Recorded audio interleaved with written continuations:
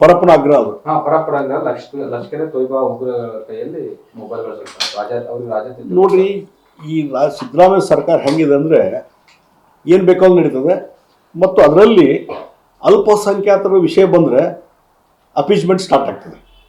ಇವತ್ತು ಪರಪ್ಪನ ಅಗ್ರಹಾರ ಅಂದ್ರೆ ಅಕ್ರಮಗಳ ಒಂದು ಸರಮಾಲಿನ್ಯ ಆಗಿದೆ ಆ ಪರಪ್ಪನ ಅಗ್ರಹಾರ. ಎಷ್ಟೋ ಜನ ಇಶ್ಯೂಗಳು ಬರ್ತಾವೆ.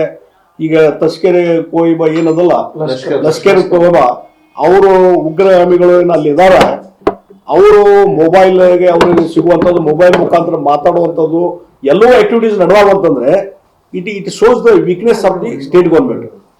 ಸ್ಟೇಟ್ ಗೌರ್ಮೆಂಟ್ ಬಹಳ ವೀಕ್ ಆಗಿದೆ, ದುರ್ಬಲ ಆಗಿದೆ. ಅದರಿಂದ ಇವೆಲ್ಲ ನಡೀತಾ ಇದೆ. ಮತ್ತು ಯಾವ ಅಧಿಕಾರಿಗಳು, ಪೊಲೀಸ್ ಅಧಿಕಾರಿಗಳು ಸಹಿತ ಅದನ್ನ ಕಂಟ್ರೋಲ್ ಮಾಡ್ಲಿಕ್ಕೆ ಆಗ್ತಾ ಇಲ್ಲ. ಹೀಗಾಗಿ ಲಷ್ಕರ್ ಇ ತೊಯ್ಬಾ ಇರ್ಬೋದು ಮತ್ತು ಇನ್ನಿತರ ಕೈದಿಗಳು ಇರ್ಬೋದು, ಅವರು ರಾಜಾರೋಷವಾಗಿ ಎಲ್ಲಾ ರೀತಿ ಫೆಸಿಲಿಟಿ ತಗೊತಾ ಇದ್ದಾರೆ ಮತ್ತು ಎಲ್ಲ ಅಕ್ರಮ ಚಟುವಟಿಕೆ ಅಲ್ಲಿ ನಡೀತಾ ಇದೆ.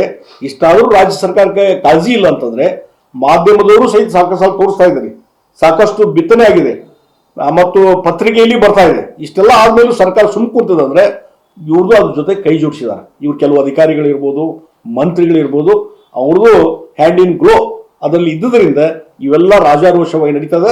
ಅದಕ್ಕಾಗಿ ರಾಜ್ಯ ಸರ್ಕಾರ ಎಲ್ಲಿವರೆಗೆ ಗಟ್ಟಿ ಆಗೋದಿಲ್ಲ, ಎಲ್ಲಿವರೆಗೆ ಒಂದು ಅಡ್ಮಿನಿಸ್ಟ್ರೇಟಿವ್ ಒಂದು ತಮ್ಮ ಸ್ಟ್ರೆಂತ್ ತೋರಿಸೋದಿಲ್ಲ, ಅಲ್ಲಿವರೆಗೆ ನಡೆಯುವಂಥದ್ದು. ಇದರಿಂದ ಏನಾಗ್ತದೆ, ದೇಶದ ಹಿತಾಸಕ್ತಿಗೆ ತೊಂದರೆ ಆಗ್ತದೆ, ದೇಶದ ರಕ್ಷಣೆಗೆ ತೊಂದರೆ ಆಗ್ತದೆ.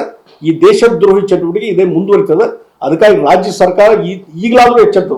ಯಾವ ರೀತಿ ಕಬ್ಬು ಬೆಳೆಗಾರರ 8 ದಿವಸ ಅದಕ್ಕೆ ಇದಾದ್ಮೇಲೆ ಅಜಿಟೇಷನ್ ಆದ್ಮೇಲೆ ಎಚ್ಚರ ಆಗಲ್ಲ, ಹಂಗೆ ಈಗಲಾದರೂ ಎಚ್ಚರಾಗಿ ತಕ್ಷಣ ಕ್ರಮ ಕೈಗೊಳ್ಬೇಕು ಅಂತ ಒತ್ತಾಯವನ್ನು ನಾನು ಮಾಡ್ತೇನೆ.